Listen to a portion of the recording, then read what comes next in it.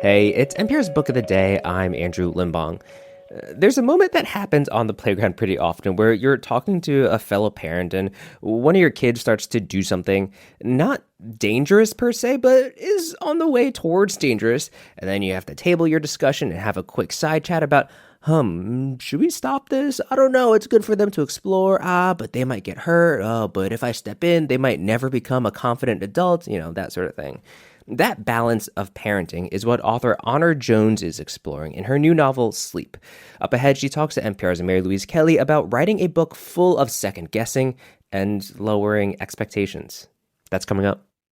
This message comes from Schwab. At Schwab, how you invest is your choice, not theirs. That's why when it comes to managing your wealth, Schwab gives you more choices. You can invest and trade on your own. Plus, get advice and more comprehensive wealth solutions to help meet your unique needs. With award-winning service, low costs, and transparent advice, you can manage your wealth your way at Schwab. Visit schwab.com to learn more. Is it possible to have a childhood that is both picture perfect and perfectly awful? And if so, how much of the baggage will you end up carrying 20 plus years later when you have children of your own? Honor Jones explores these questions in a quietly, profoundly beautiful new novel titled Sleep. Honor Jones, hi. Hi. Hi. I'm going to let you take the lead here on how much to give away of the secrets in your protagonist, Margaret's past. So you paint us a picture of how I just described it, this picture perfect, but also perfectly awful childhood. Tell me about it. Yeah, so she grows up. She has this kind of wonderful best friend who also follows her through life. And, she has a family and a brother, and she's growing up in sort of this verdant suburban world. But something happens that's really disorienting, and she isn't protected.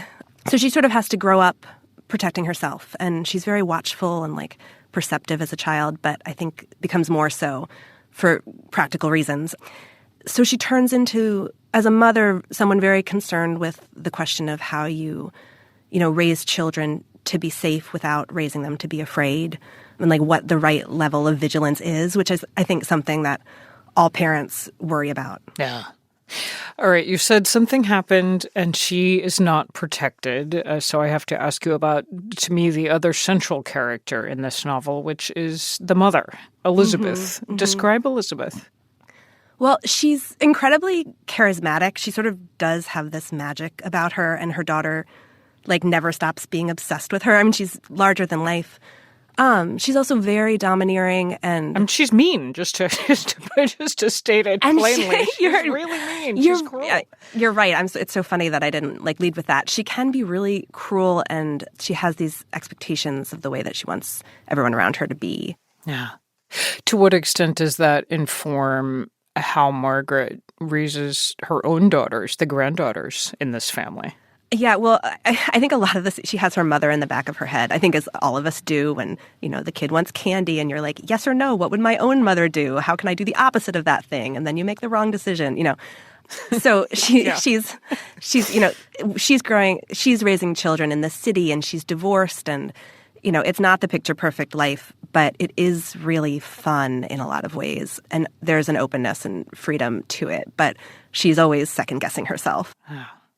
There's a scene that shot me through with recognition. I'm going to let you read it to me, but just to set us up, this is Margaret, grown-up Margaret. She and her girls are walking to school, and one of the girls spots, because again, they're in New York City, spots a dead rat in the gutter. And of course, this is the greatest thing ever. She wants to go investigate, and Margaret, the mom, yanks her so hard she fears she has dislocated her daughter's shoulder. Would you read us just those few lines, starting with, I want to see?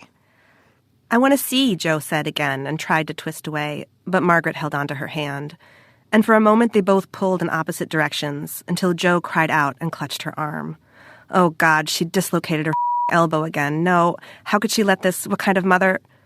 Never mind. It was fine. It was totally fine. Joe's arm was moving normally by her side. In Margaret's relief, she no longer minded about the rat. So much of parenting was this, the instantaneous lowering of expectations. Her children were safe. Nothing else mattered.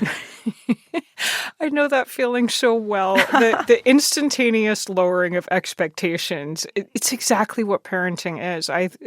As a mother myself, you start out so many days, you have these highbrow aspirations. You're going to go to the museum. You're going to do something educational. You're going to have this nutritious, leafy, green extravaganza for dinner. And by the end of the day, you're like, nope, it's chicken nuggets and Cartoon Network. Yeah. And it's fine. Yeah. Yeah, you're constantly checking like what actually matters and being sort of put in your place about your aspirations. Yeah.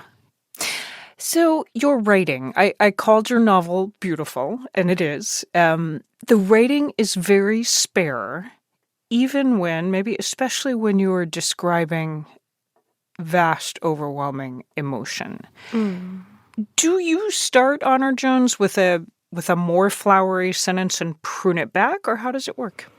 I don't. Actually, I don't know if this is like the editor in me, but I start incredibly condensed and then I have to add. So I wrote things very tightly and then I thought, oh, there's more to say here, or this can breathe more. And then it would get longer. And then, of course, you edit yourself back down again to something. But I did edit some things out. I think I described like light playing on a surface like 300 times in the draft.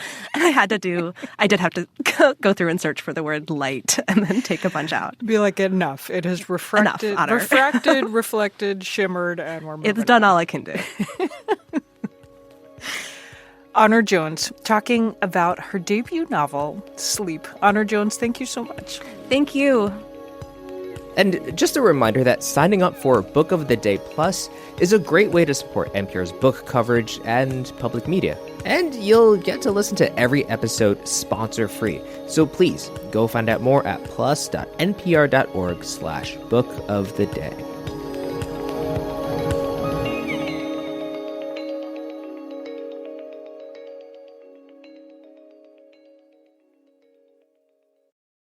This message comes from Mint Mobile. Mint Mobile took what's wrong with wireless and made it right. They offer premium wireless plans for less, and all plans include high-speed data, unlimited talk and text, and nationwide coverage. See for yourself at mintmobile.com/switch.